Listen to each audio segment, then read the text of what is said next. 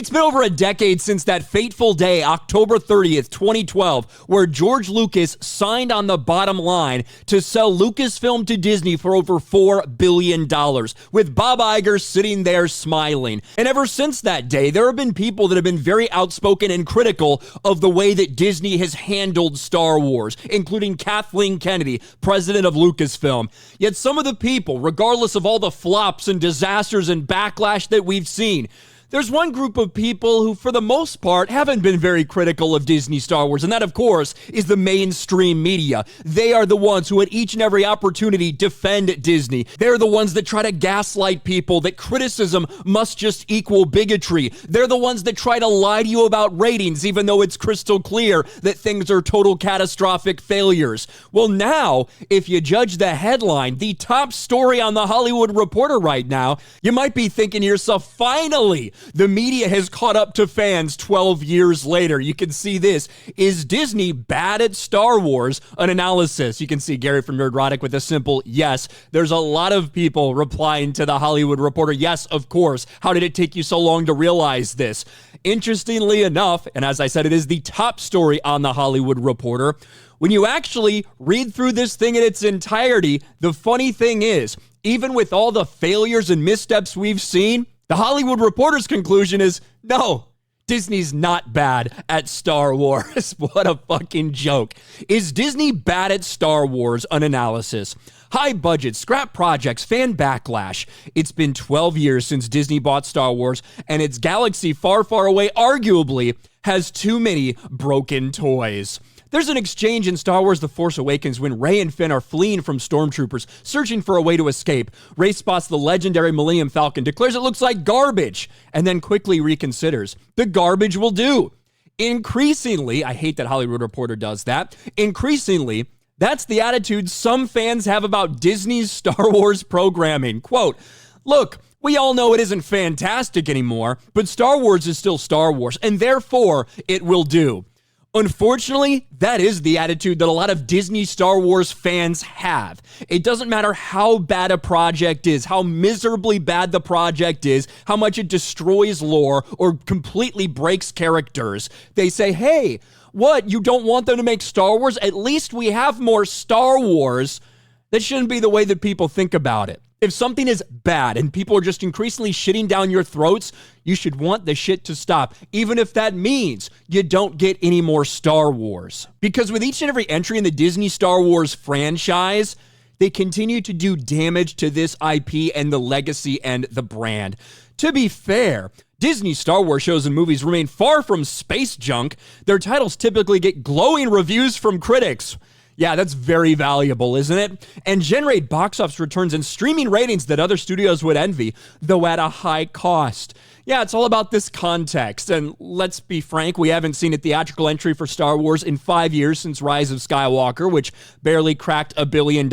And based on what they spent making that movie, may have not even have broke even. But when you consider they lost half their audience between the release of Force Awakens and the release of Rise of Skywalker, I don't know if massive box office returns are something you can guarantee on right now when it comes to this franchise.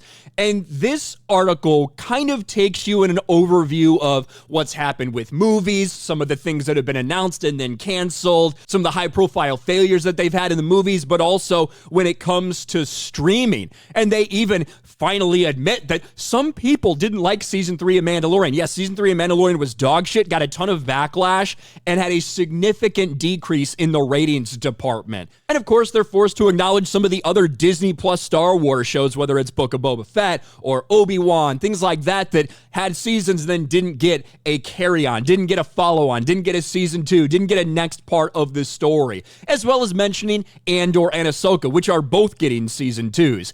Interestingly enough, Andor, while not impressive ratings to debut, its audience grew and grew and grew throughout the show, whereas something like Ahsoka that had a better initial audience turnout failed down the stretch. People tuned out because, quite frankly, it was dog shit. But then, of course, you can't avoid something like The Acolyte.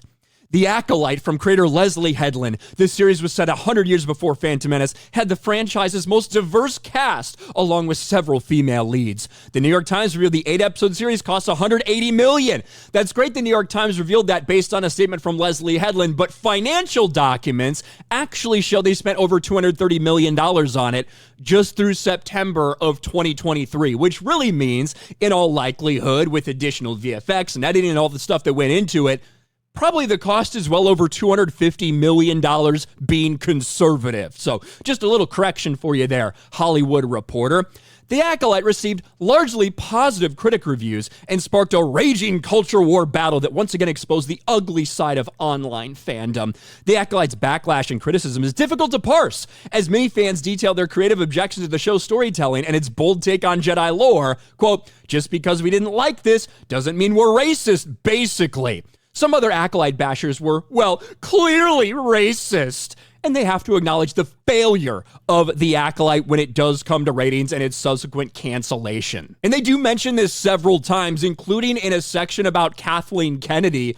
Well, it's impossible to separate Kathleen Kennedy from the toxic criticism that she's received. And then they have to follow on and admit, well, by the way, there have been some missteps and Kathleen Kennedy's not necessarily doing the best job. Okay. Yes, that's what fans have been saying for 12 fucking years about someone like Kathleen Kennedy. It's weird that when you bring these things up, Hollywood Reporter, we're not being racist. We're just pointing things out. Congratulations. 99.9% of people that are criticizing The Acolyte aren't fucking racist either. You just use that as a shield in the same way that Lucasfilm does, try to hide behind it and deflect that criticism. The truth is, the media, they have been doing everything in their power to not address these things from Star Wars. That they are the reason that this article is coming 12 years after the fact. You're a couple of years too late. People have been saying this for a long fucking time. And even with this being your top story, you still don't come to the right conclusions. Look at this. So let us at long last get back to the big question in the headline. Is Disney bad at Star Wars? On balance, no.